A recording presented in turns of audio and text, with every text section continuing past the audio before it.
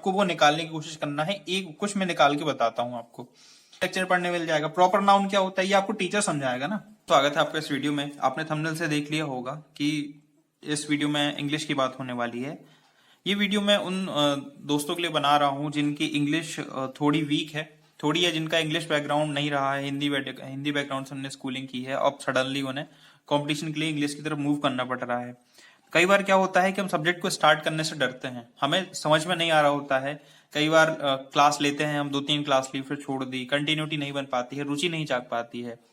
तो मैं इस एक्सपेरिमेंट के माध्यम से आपको कोशिश करूंगा समझाने की, आपकी रुचि जगाने की, आप कैसे इंग्लिश पढ़ सकते हैं। मेरा भी बैकग्राउंड हिंदी मीडियम से रहा है और मैंने अभी आपको मालूम है सीपीओ क्वालिफाई किया है। तो सीपीओ मेंस में एक पेपर होता है 200 नंबर का, सिर्फ इंग्लिश का पेपर होता है। तो उसमें मेरे 80% मार्क्स आए हैं। मतलब मैंने अपनी रुचि कैसे डेवलप की ये मैं आपको बता सकता हूँ ठीक ठाक तरीके से, जहां तक मुझे लगता है। और फिर आपकी जो भी सुझाव हो, पसंद नापसंद हो, मुझे आप कमेंट सेक्शन में बता सकते हैं। आपके सुझाव का स्वागत है। और आप टेलीग्राम ग्रुप में भी जुड़ सकते हैं, अगर आप जुड़ना चाहें तो जिसका लिंक डिस्क्रिप्शन में आपको मिल जाएगा। टाइम बर्बाद नहीं करते हुए डायरेक्ट स्टार्ट करेंगे। ये बुक है जो मैं सजेस्ट करता हूँ, इस बुक के बारे में बात करेंगे, लेकिन पहले हम ये देख लेते हैं। एक कहानी लिखी हुई है, मैंने गूगल से निकाली थी।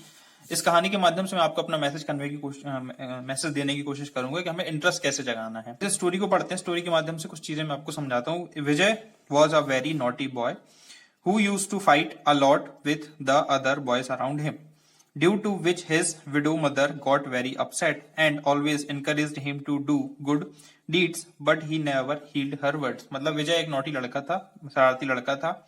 दूसरे लड़कों के साथ वो मारपीट करता था, उसकी माँ उसे समझाती थी लेकिन उसकी बात नहीं सुनता था। ठीक है।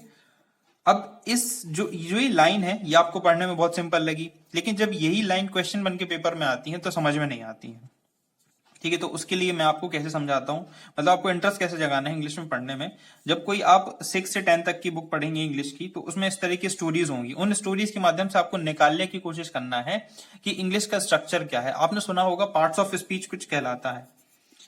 पार्ट्स ऑफ स्पीच होती हैं, उसमें 8 चीजें होती हैं, नाउन प्रोनाउन वगैरह। तो वो यहाँ पे नाउन प्रोनाउन क्या है, वो आप ऐसी स्टोरी से आपको वो निकालने की कोशिश करना है। एक कुछ मैं निकाल के बताता हूं आपको। जैसे यहाँ लिखा है Vijay was a very naughty boy. तो विजय क्या है, विजय एक नाम है तो ये नाउन हो गया। ठीक है। वॉज एक हेल्पिंग वर्ब हो गई। अब हेल्पिंग वर्ब कई टाइप की होती हैं। हेल्पिंग वर्ब में वॉज आता है, वर आता है, इज आता है, एम आता है, आर आता है। तो इस टाइप की हेल्पिंग वर्ब होती हैं जिनको आपने सुना होगा। आ वेरी नॉटी बॉय, बॉय फिर से क्या हो गया, एक नाउन है। ठीक है। नॉटी क्या है, नॉटी एक एडजेक्टिव है। एडजेक्टिव जो किसी की विशेषता बताता है। जैसे घोड़ा तेज दौड़ता है, तो तेज दौड़ना उसकी क्या है, विशेषता, तो वो एक एडजेक्टिव हो जाएगा। तेज उसका एडजेक्टिव हो जाएगा, दौड़ना उसकी क्रिया हो जाएगी। उसी तरीके से नॉटी क्या हो गया, एक एडजेक्टिव हो गया। और वेरी, वेरी किसको बता रहा है, वेरी नॉटी को बता रहा है। वेरी नॉटी, कम नॉटी है, ज्यादा नॉटी है, मतलब कम शरारती, ज्यादा शरारती, तो वेरी मतलब ज्यादा नॉटी है। तो वेरी क्या हो गया, इसका एडवर्ब हो गया। अब इंग्लिश में पार्ट ऑफ स्पीच में नाउन भी है, एडवर्ब भी है, एडजेक्टिव भी है, लेकिन हमें पता नहीं है इनके एक्चुअली में कहलाते क्या है, इसलिए हमारा इंटरेस्ट नहीं जागता है। तो इसी लाइन में आपको 3 चीजें मिल गई, एक नाउन, एक एडवर्ब, एक एडजेक्टिव। चौथी चीज ये है हु। इस सेंटेंस को पूरा पढ़ दूं, used to fight a lot with the other boys around him. अब यहां तक आपको कौन कौन सी चीज मिली। हु एक कंजक्शन है। कंजक्शन समझिएगा, कंजंक्शन का मतलब होता है कनेक्टिंग वर्ड्स, जोड़ने वाले words. Vijay was a very naughty boy, इस लाइन को use to fight a lot with other boys around him, इस लाइन तक। यहां पे 2 सेंटेंसेस हैं, 2 सेंटेंसेस को कनेक्ट किया एक वर्ड ने, जिसे हमने कहा कंजंक्शन। जब आप स्टोरी पढ़ते हैं तो इस तरीके की चीजों को आइडेंटिफाई जब आप करेंगे तब आपकी रुचि जागेगी। इसको पूरा पढ़ लेते हैं। Use to fight a lot, अब यूज टू यूज होता है, ये पास्ट टेंस में यूज हुआ होता है, एक प्रकार का एडजेक्टिव है। फाइट मतलब, फाइट क्या है, एक वर्ब है। ठीक है। तो फाइट मतलब लड़ना होता है, तो यहां पे वर्ब भी मिल गई। A lot the other boys around him, around क्या है, एक टाइप का प्रीपोजिशन है। पार्ट ऑफ स्पीच का एक पार्ट ये भी होता है, 8 पार्ट में प्रीपोजिशन भी होता है, तो हमें यहां एक प्रीपोजिशन मिल गया। एक प्रोनाउन मिल गया, जैसे हिम है, हिम किसके लिए यूज किया गया है, आप देख पा रहे होंगे, तो हिम विजय के लिए यूज किया गया है। तो विजय एक नाउन था, लेकिन उसकी जगह क्या यूज किया गया, प्रोनाउन यूज किया गया। ये भी पार्ट ऑफ स्पीच है। पार्ट ऑफ स्पीच में 8 चीज होते हैं। 8 में से कितनी चीजें मिल गई? एक नाउन मिल गया, एक एडवर्ब मिल गया, एक एडजेक्टिव मिल गया, फिर एक वर्ब मिल गया, एक कंजक्शन मिल गया, फिफ्थ, और एक प्रीपोजिशन मिल गया, सिक्स्थ। 6 चीजें आपको यहाँ देखने मिल गई। हो सकता है जो इंग्लिश के विद्वान हो उन्हें कुछ और चीजें मिल गई हो, मुझे इतना ही समझ में आया।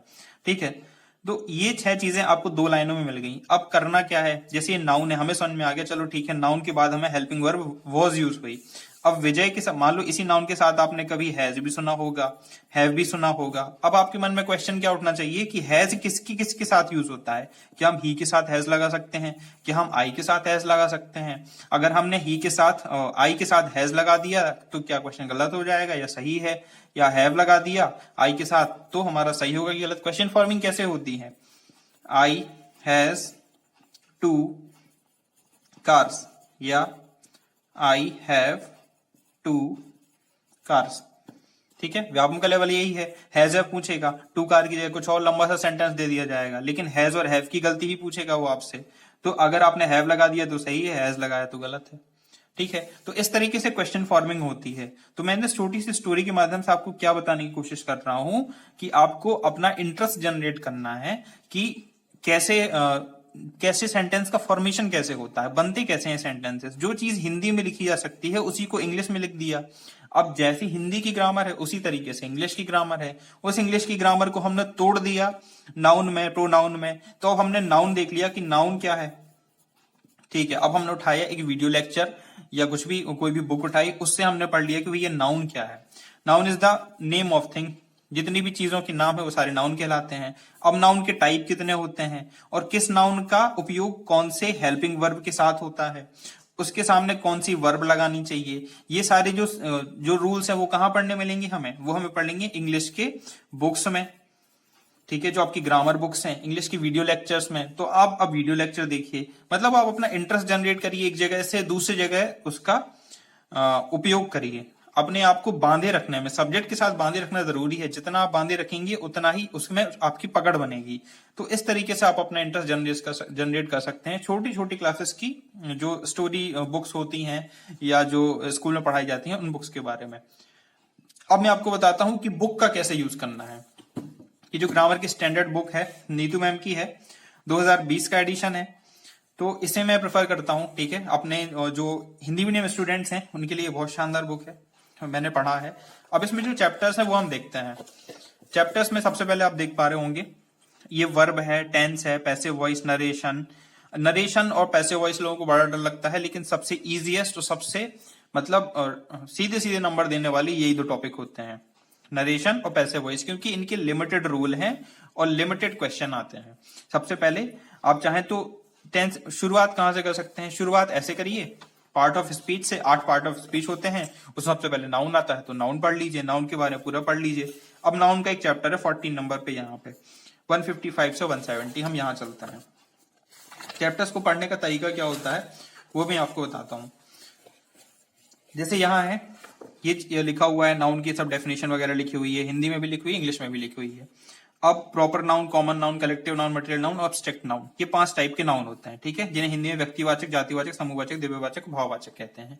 इनके बारे में आपको क्या है, वीडियो लेक्चर पढ़ने मिल जाएगा। प्रॉपर नाउन क्या होता है ये आपको टीचर समझाएगा ना, जो आपके इंग्लिश की क्लास है उसमें आपको टीचर बताएंगे प्रॉपर नाउन क्या होता है, कॉमन नाउन क्या होता है, उनके एग्जाम्पल कौन से हैं, कलेक्टिव नाउन क्या होता है, उनके बारे में बताएंगे। अब उनके ये चीज तो ठीक है, फिर उसके इंपॉर्टेंट पॉइंट बताएंगे, कौन कौन से रूल होते हैं। जैसे इस बुक में रूल लिखे हुए हैं कि ऐसे इसका फॉर्मेशन होता है, सेंटेंस ऐसे बनता है, तो टीचर आपको क्लास में समझाएंगे। वो चीजें आपको नोट करनी है और इस तरीके से आपको रूल पढ़ाए जाएंगे। वो रूल आपको याद रखने, याद तो रखना ही पड़ेगा। अब याद रखेंगे, कुछ रूल्स आप याद रखेंगे, कुछ रूल याद होने के बाद फिर इतनी सारी चीजें आपको जब समझ में आ जाएंगी, ये चीजें बहुत आसान है, समझ में आ जाएंगी। ठीक है, कोई बड़ा वो नहीं है, बड़ी बात नहीं है। उसके बाद फिर आपको प्रैक्टिस करनी है।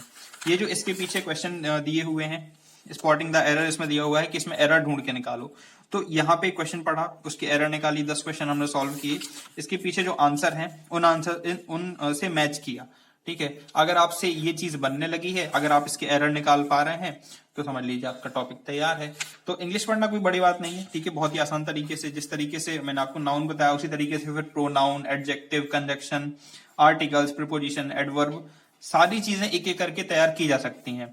बशर्ते आपको क्या करना है, पेशेंस के साथ पढ़ना है। पेशेंस का सब्जेक्ट के साथ, आपकी पढ़ाई के साथ जुड़ा रहना बहुत ज्यादा जरूरी है। ठीक है, अब बात आती है वो कैब की। तो वो कैब मैं आपको अगली वीडियो में बताऊंगा कि वो कैब कैसे तैयार करना है। अगर आप चाहते हैं कि मैं आपको टीचर सजेस्ट कर दूं, कोई इंग्लिश का टीचर सजेस्ट कर दूं, तो उसके लिए आप कमेंट करिए, तो मैं निश्चित रूप से आपको बताऊंगा। एक ये चच्चू प्रकाशन की बुक है, ग्रुप 2 सब ग्रुप 4 की कंबाइंड बुक है। तो यहाँ पे आप बहुत सारे एमसीक्यूज लगा सकते हो। संयुक्त भर्ती परीक्षा 2023 को लेके बनी है। 3000 से ज्यादा क्वेश्चंस हैं इसमें, इसके साथ साथ सॉल्यूशन भी रहते हैं। तो बुक अच्छी है, स्टडी गाइड के फॉर्म में है। आपको इसमें सामान्य प्रबंधन के भी मिल जाएंगे और दूसरे सब्जेक्ट्स के साथ भी तो मैं यही करना है, तो उसके एमसीक्यूज भी मिल जाएंगे। 3 अनसॉल्व पेपर मिलेंगे, तो आप ये बुक भी लगा सकते हो। अब मुझे अवगत करा दीजिए कि कैसी लगी आपको वीडियो, और पसंद आती है तो लाइक करके जाना है, सब्सक्राइब कर लीजिए, क्योंकि हर सब्जेक्ट के लिए मैं ऐसी चीजें लेके आता रहूंगा। Thank you for watching.